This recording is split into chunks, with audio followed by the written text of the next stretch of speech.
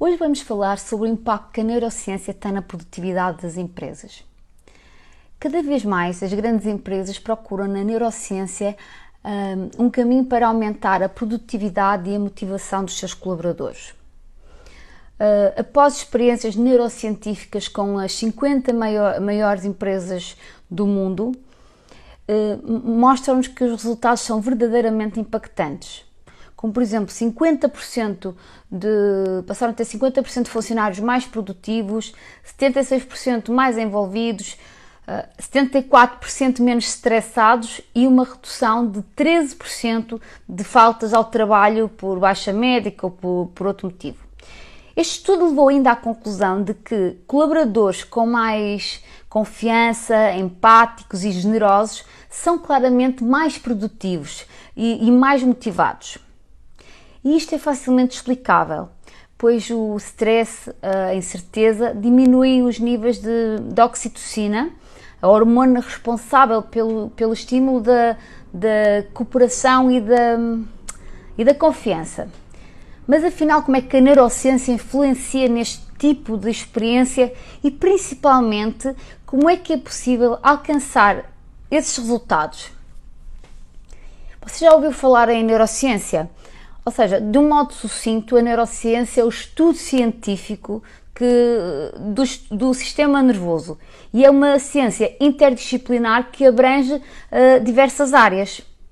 A partir destes estudos, nas mais diversas áreas, foi possível entender melhor como é que o cérebro humano reage a inumeráveis estímulos, entendendo, por exemplo, que os nossos circuitos neuroemocionais são construídos ao longo da nossa vida, ou seja, são alimentados pelas histórias que vivemos. Assim, as emoções sentidas em determinadas situações acabam por definir as atitudes que o seu cérebro terá em situações futuras idênticas e, sobretudo, como na prática isso pode impactar o indivíduo. Pense comigo, o raciocínio é simples. A interpretação que fazemos para aquilo que é bom deverá ter da nossa parte um reforço positivo, que levará, por sua vez, a uma mentalidade de crescimento, enquanto que aquilo que não nos gera uma boa emoção deverá ser reinterpretado, ressignificado, usando experiências positivas pelas quais já passamos, portanto, hábitos, relacionamentos e feedbacks que fomos tendo ao longo da nossa vida. Há exemplos clássicos dos benefícios de colocar a neurociência ao serviço das empresas, com o objetivo claro de melhorar os resultados. Por exemplo, a Microsoft é uma das empresas que se inspirou nas pesquisas neurocientíficas e que implementou uma nova forma de validar e fazer o feedback sobre o desempenho dos funcionários. Ou seja, por exemplo, em vez de falarem do passado, eles falam do futuro. A IBM, por exemplo, entrega aos colaboradores medalhas que valem viagens, pois segundo o neurocientista David Rock, a certeza, o status e o reconhecimento público são desejados por todo o ser humano e, consequentemente, traz bons resultados. Outros cientistas inspiraram outros grupos grandes mundiais na introdução de novos comportamentos. Ou seja, por exemplo, em vez de darem ordens que geram a autoproteção, há diálogos para provocar constantes insights.